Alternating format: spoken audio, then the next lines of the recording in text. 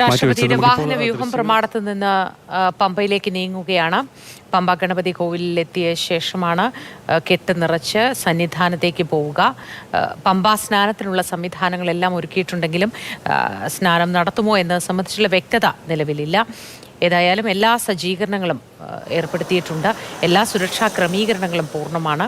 ഉദ്യോഗസ്ഥരും ജനപ്രതിനിധികളും അടങ്ങുന്ന സംഘം അവിടെ രാഷ്ട്രപതിയെ സ്വീകരിച്ച് ഹെലികോപ്റ്ററിൽ നിന്നും വാഹനത്തിലേക്ക് കയറ്റി തുടർന്ന് വാഹന വ്യൂഹം അവിടെ നിന്നും പുറപ്പെടുകയാണ് ഉണ്ടായത്. ശ്രീ കെ അഭിലാലാണ് വിവരങ്ങൾ നൽകുന്നത്.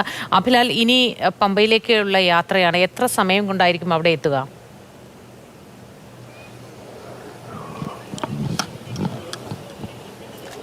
മോദി, നമുക്ക് ദൃശ്യങ്ങളിൽ കാണാൻ സാധിക്കുന്നത് മൂന്നാമതായി ലാൻഡ് ചെയ്ത ഹെലികോപ്റ്റർ അതായത് കഴിഞ്ഞ രാത്രിയാണ് ഈ ഭാഗത്ത് ഹെലിപ്പാഡ് തയ്യാറാക്കിയത്. കോൺക്രീറ്റ് ഇട്ട് ഹെലികോപ്റ്റർ ഇറങ്ങാൻ പാകത്തിനുള്ള ക്രമീകരണം സജ്ജമാക്കുകയായിരുന്നു. അത് പൂർണ്ണമായി ഉറച്ചിട്ടില്ല. അതേസമയം തന്നെ വന്നിറങ്ങിയ ഹെലികോപ്റ്റർ അതിൻ്റെ വീലുകൾ കോൺക്രീറ്റിനുള്ളിൽ താഴ്ന്നു പോവുകയാണ്. അങ്ങനെ പോലീസും അതോടൊപ്പം തന്നെ ഫയർഫോഴ്സിൻ്റെ പ്രതികളും ചേർന്ന് ഹെലികോപ്റ്റർ അല്പം തള്ളി നീക്കുന്ന സ്ഥിതി ഉണ്ടായിട്ടുണ്ട്.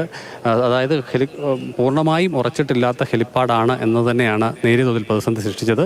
ഇപ്പോൾ സുരക്ഷിതമായ സ്ഥാനത്തേക്ക് ഹെലികോപ്റ്റർ നീക്കിയിട്ടുണ്ട്.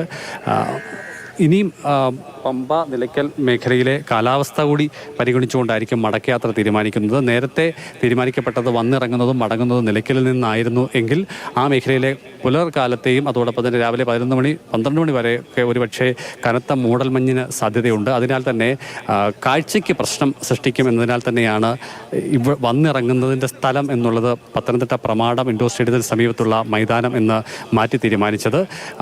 ആ തീരുമാനം വന്നതിൻ്റെ അടിസ്ഥാനത്തിൽ വളരെ വേഗത്തിലാണ് 3 ഹെലികോപ്റ്ററുകൾക്ക് ലാൻഡ് ചെയ്യുന്നതിനാവശ്യമായ ക്രമീകരണങ്ങൾ കോൺക്രീറ്റ് ചെയ്ത് തയ്യാറാക്കിയത്. അതുകൊണ്ട് തന്നെ മണിക്കൂറുകൾ മാത്രമാണ് കോൺക്രീറ്റ് ചെയ്തിട്ട് പിന്നിടുന്നത്. അതിനാൽ തന്നെയാണ് ഇപ്പോൾ വന്നിറങ്ങിയ ഹെലികോപ്റ്റർ അല്പം കോൺക്രീറ്റിലേക്ക് അതിൻ്റെ വീലുകൾ താഴ്ന്നു പോയത്. അത് സുരക്ഷയ്ക്ക് ചുമതലയുള്ള പോലീസ് ഉദ്യോഗസ്ഥരും അതോടൊപ്പം തന്നെ ഫയർഫോഴ്സിൻ്റെ പ്രതികളും ചേർന്ന് അല്പം തള്ളി സുരക്ഷിതമായ സ്ഥലത്തേക്ക് മാറ്റി നിർത്തിയിരിക്കുകയാണ്.